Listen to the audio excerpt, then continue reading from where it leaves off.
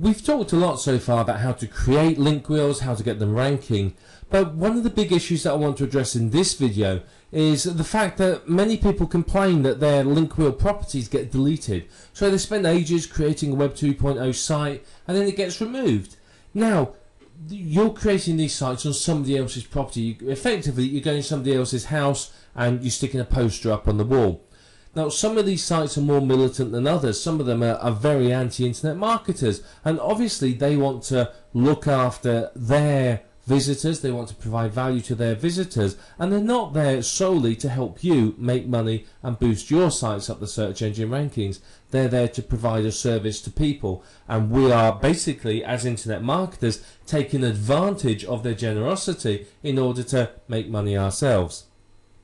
So how do you avoid getting your Web 2.0 properties deleted? Well, firstly, it's important to add value with your link wheel spokes. When you create a link wheel spoke, don't just blast out any old rubbish, because frankly that's not going to do well. You're going to end up finding them deleted. If you've got good quality information and you spend a bit of time to make the link wheels look nice, then you're going to get some good quality results. They're not going to be deleted. So you have to remember that your link wheel spokes need to add value, particularly to your readers and to the site that you're creating them on. So promoting and creating junk link wheel spokes is going to invite them to be removed and deleted. So when you are creating these posts, don't be overtly commercial. You know, if you basically your link wheel spoke is all about buy this product, buy this product, buy this product, it's likely to be deleted. What you need to do instead is to review the product or talk about the subject and recommend the product, something like that. If you're too commercial, you can find that your sites are going to get removed. And some are worse than others for this. You know, Blogger is well known as being very overtly commercial sites. So you've got to be very, very careful in how you create them. But if you're thinking about adding value and thinking about a real person visiting that site looking for information and you are providing them with that information, then you will not have any problems with your link wheels. The last thing you want is for any of your spokes to be deleted. Yeah, if you've built up the page rank of one of the spokes and then it gets removed, that's a problem. You know, you spent a lot of time and effort on it. So, you know, you need to really value your spokes and treat them well, and that will help you to rank very, very well for it. Now, this is one reason why some people will create their own network of domains they own around their money site, is because that way, if a spoke gets deleted, they're not really that worried about it. They're still going to be doing okay with it.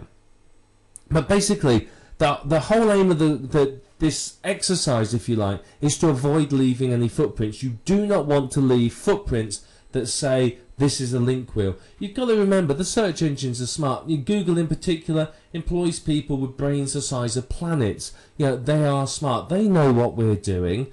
They are sitting on our forums. They are subscribed to our newsletters. They know exactly what we are doing and how we do it.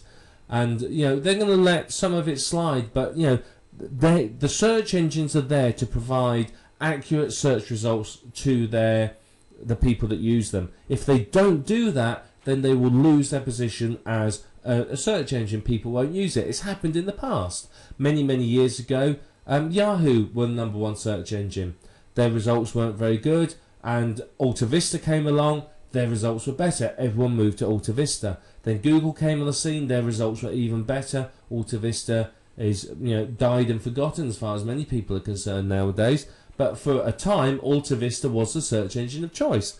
So the search engines are there to give a good search experience and good results to their users. So, you know, if they think that people are trying to manipulate the search engine results and basically, you know, promote junk, then they're going to remove them. They're going to do something about it. Remember, some years ago there was the big Google slap where all the junk IM sites, information sites, were removed overnight. So you've got to avoid leaving footprints, and that's part of what we're going to discuss in this video. So you always need to randomize your link wheels. Randomizing the order of the sites that you create and how they link is all going to help remove footprints. If you always do Squidoo to Blogger to WordPress to Hub Pages to Webpack to blah blah blah, then it's a dead giveaway. But if you randomize it, then obviously you're removing a footprint. It's not going to be obvious that it is a link wheel. Sometimes you may break the link wheel and not link to another site within it, but link somewhere completely different, or just to the money site, or to an authority site, or something like that. And creating randomness like that helps remove the footprint of a link wheel. The other thing you can do that is very, very effective is to add new content over time. So you create your link wheel sites and you go back a week later and put another post on, increase the length, a week later add some more.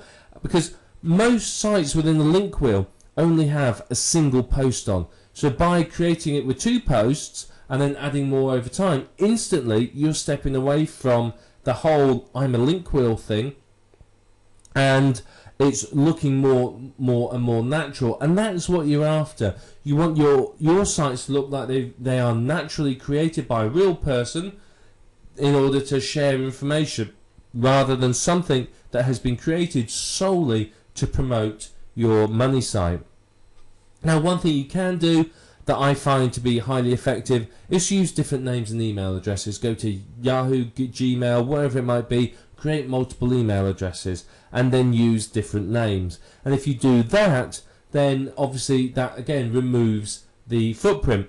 If you've created 100 sites pointing to you and they're all in the name of Fred Smith at fredsmith@yahoo.com, then that's a big footprint. What I would tend to do, and this is me personally, is I would go to on each Web 2.0 site, I would use a different email address. I would create a brand new email address somewhere and with a different name, and I would use that to create the site, and that is going to be very, very effective, because obviously you've removed the big footprint of the same name and email address. Now obviously, yes, it's a little bit more work, but you're building a network of sites that's 100% natural and is going to last.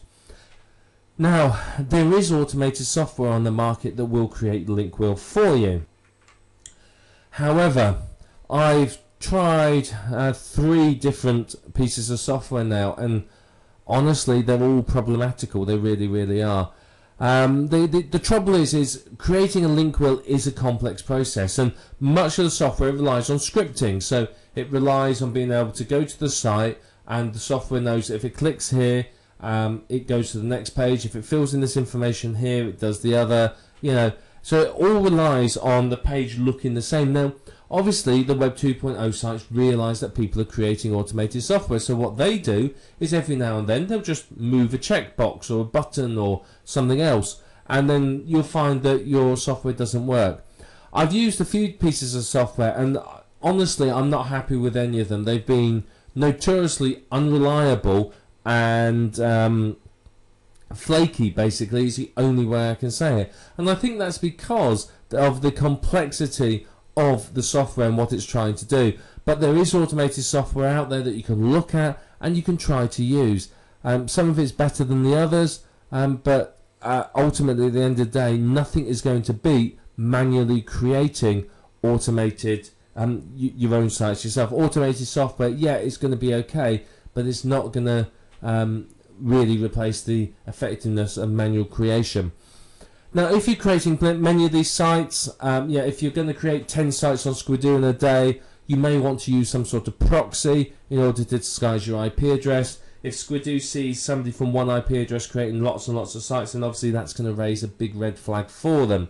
So they're going to investigate. So if you disguise your IP address, then obviously that's going to help you to be able to create more sites without getting, shall we say, caught. So when you're starting your link wheel, don't always start on the same Web 2.0 site. A lot of people will always start on Squidoo or Hub Pages or whatever it might be. Now that's a footprint. Randomize it. Don't start on Squidoo and then move to the same one.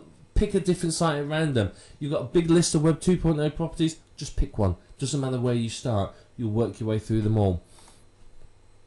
And remember, don't work on your link wheel in the same order. Linking in the same order is a massive footprint and a big giveaway.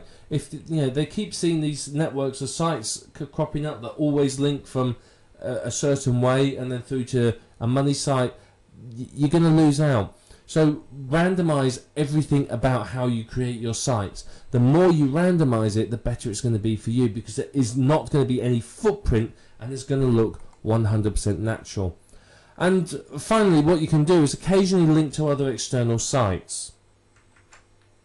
Linking to other external sites is going to do you a lot of good, because Google likes to see information sites linking to authority sites. So what I'll often do is I'll link to a page on, say, Wikipedia, or a manufacturer's page or something like that, in order to show that I'm not just promoting my own stuff, but I'm also linking through to known authority sites in the niche. And what that does is, again, make it look 100% natural.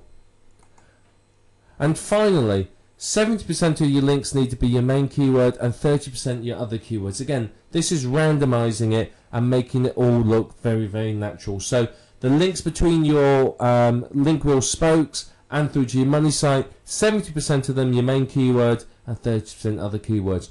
And if you apply these tips and what you've learned here, you will do very well. You're not going to find your link wheels being deleted or removed, and you're going to get some very, very good results.